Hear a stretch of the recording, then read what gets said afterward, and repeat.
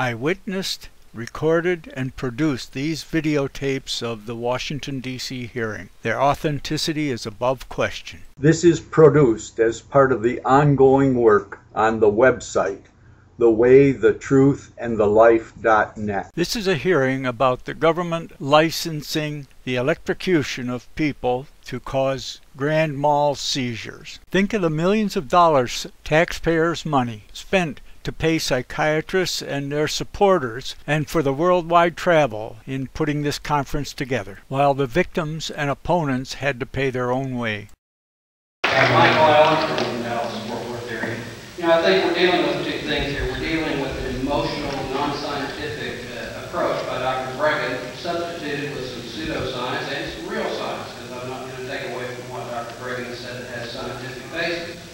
But, he keeps asking the question, why don't the shock doctors say what they do? Well, I'll say what I do. I could have brought 25 or 30 of my patients who told me that they were after the treatment, that they would have killed themselves, they had the plan and everything, and they didn't because of ECT. And they aren't brain damaged, they're back doing their work. I can't divulge what they do because somebody might know of them. But the point is that if it's true, if a doctor thinks he's doing something that damages someone's brain, then that's unethical. And I just want to say that the time has come to address this pseudoscience.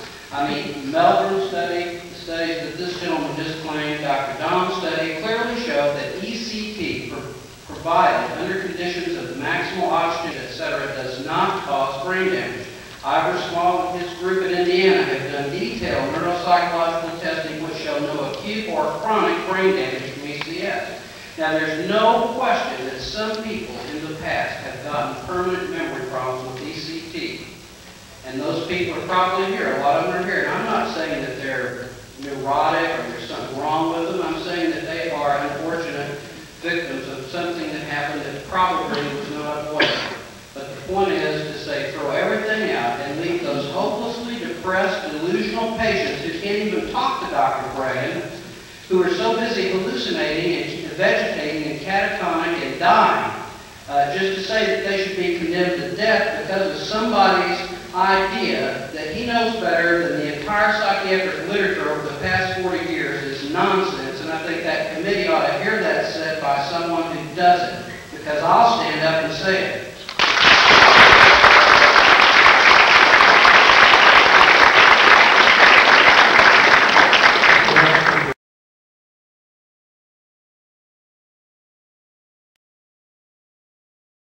One shock treatment can equal 150 joules of energy. This is equal to dropping a hammer on someone's head from higher than a 5-story building. At the FDA hearings, the testimony on the reclassification of electroconvulsive devices cited the literature as whether it's signed or false. Typically about 150 joules of energy in a treatment. With the new Thymatron electroconvulsive device, if you check out at 400 volts, maximum of 0.9 amps, and 320-some millisecond pulses.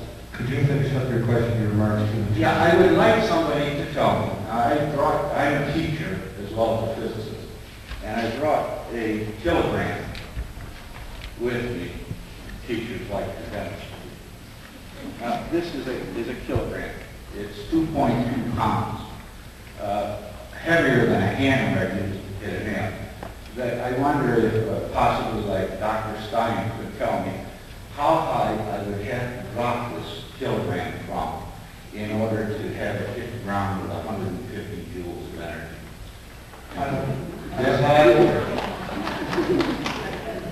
I don't know if that question is in the purview of the panel, but that should be the point. I'd like to go on to the next person. This is only 10 joules of energy. You're talking about dropping it from higher than a 5-story building. That's physics.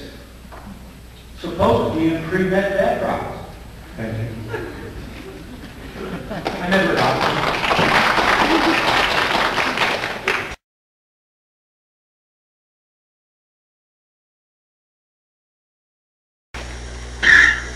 All right, out with your gum. Out with your gum.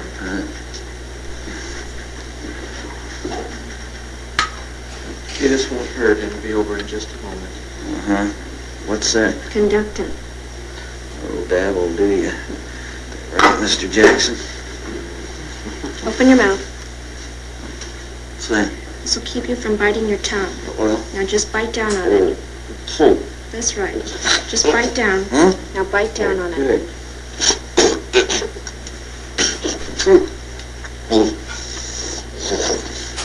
Are you ready?